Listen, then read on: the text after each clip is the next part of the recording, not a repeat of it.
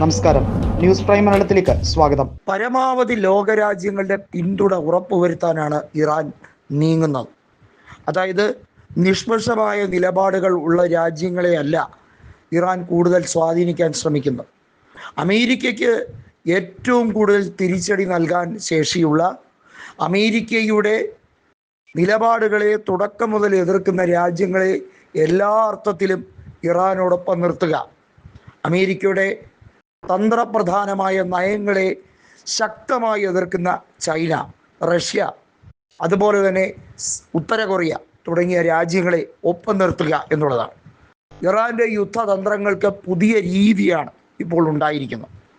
ഇതേ രീതിയിൽ ഇറാൻ യുദ്ധതന്ത്രങ്ങളുമായി മുന്നോട്ട് പോയാൽ ദിനം പ്രതി 7,000 കോടി രൂപ അമേരിക്ക ഇപ്പോൾ യുദ്ധത്തിന് വേണ്ടി മാറ്റിവെക്കുകയാണ്. അവരുടെ സാമ്പത്തിക ഞെരുക്കമാണ് ഇപ്പോൾ ഉണ്ടാകുന്നത്. US-ൽ ഒരു സാമ്പത്തിക അരാജകത്വമാണ് നിലനിൽക്കുന്നത്. അവിടെ പലരുടെയും ജോലി നഷ്ടപ്പെടാൻ സാധ്യതയുണ്ട്. പലരും പലായനത്തിൻ്റെ വക്കിലാണ്. US-ൽ ആഭ്യന്തര കലഹമുണ്ടാകും. അവിടെയാണ് ഭരണമാറ്റം ഉണ്ടാകാൻ പോകുന്നത് എന്നുള്ളതാണ് വ്യക്തം. ഇറാനിൽ റെജീം ചേഞ്ചിന് വേണ്ടി ആഹ്വാനം കൂട്ടുന്ന, മുറവിളി കൂട്ടുന്ന ഡൊണാൾഡ് ട്രംപിനെ ഡെമോക്രാറ്റുകാർ ശക്തമായി തെരുവിൽ നേരിടാൻ തുടങ്ങിയാൽ പിന്നെ റിപ്പബ്ലിക്കൻ പാർട്ടിക്ക് പിടിച്ചേൽക്കാൻ കഴിയില്ല. ഇതിനോടകം തന്നെ റിപ്പബ്ലിക്കൻ പാർട്ടിയുടെ വക്താക്കൾ പറയുന്നത് ബാരക് ഒബാമയുടെ കാലഘട്ടത്തിലാണ് ഇറാനെ ഇങ്ങനെ കുത്തഴിഞ്ഞു വിടാൻ എല്ലാ സഹായവും നൽകിയത്. അറ്റോമിക് എനർജിയുമായി ബന്ധപ്പെട്ട വിഷയങ്ങളിൽ, ഇറാൻ അറ്റോമിക് സെൻറ്ററുമായിട്ടുള്ള കാര്യങ്ങളിൽ ഒരു രീതിയിലും നീക്കുപോക്കുകൾ നടത്താതെ, നിർണായക ഉത്തരവുകൾ പാലിക്കാതെ ഇറാൻ്റെ തന്നിഷ്ടം നടന്നത് ബാരക് ഒബാമയുടെ കഴിവുകേടാണെന്ന് വരുത്തി തീർക്കാനാണ് ഇപ്പോൾ റിപ്പബ്ലിക്കൻ പാർട്ടി തീരുമാനിക്കുന്നത്.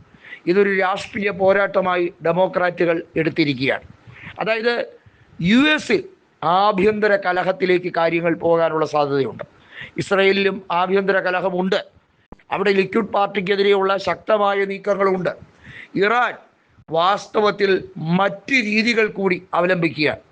ഇതേ രീതിയിൽ യുദ്ധം അനിശ്ചിതത്വത്തിലേക്ക് തുടർന്നാൽ, അതായത് അത് അനന്തമായി നീണ്ടു നിന്നാൽ അതിൻ്റെ എല്ലാ പ്രത്യാഘാതങ്ങളും ഉണ്ടാകാൻ പോകുന്ന US-ന് തന്നെയാണ്. US-നും ഇസ്രയേലിനും ഒരുപോലെ നാശനഷ്ടങ്ങൾ ഉണ്ടാകും എന്നുള്ളത് വളരെ വ്യക്തമാണ്. ഡ്രോണുകൾ പായിച്ചുകൊണ്ടും ശക്തമായി ഇറാൻ US-നെയും ഇസ്രയേലിനെയും പിന്തുണയ്ക്കുന്ന രാജ്യങ്ങളെ അറ്റാക്ക് ചെയ്തുകൊണ്ടും ഒരേ സമയം 10-ൽ കൂടുതൽ രാജ്യങ്ങളെ വരെ ആക്രമിക്കാൻ എല്ലാ ശേഷിയുമുണ്ട് എന്ന് തുടക്കം മുതലേ കാണിച്ചിരിക്കുകയാണ് ഇറാൻ.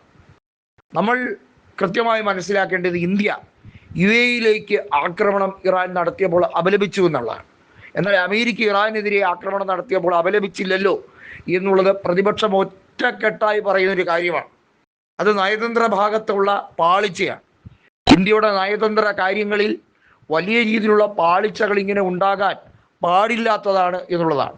റഷ്യയുമായുള്ള സാമ്പത്തിക ബന്ധം, റഷ്യയുമായിട്ടുള്ള സാംസ്കാരിക ബന്ധം, ഇതിനെയെല്ലാം ആടി ഉലയ്ക്കുന്ന രീതിയിലാണ് ഇസ്രയേലുമായിട്ടുള്ള ഡീലും ഇസ്രയേലുമായിട്ടുള്ള ഹസ്തദാനം കരാർ എല്ലാം മാറ്റിമറിക്കാൻ പോകുന്നത് എന്ന് നയതന്ത്ര വിദഗ്ധർ അതുകൊണ്ടാണ് പറയുന്നത്.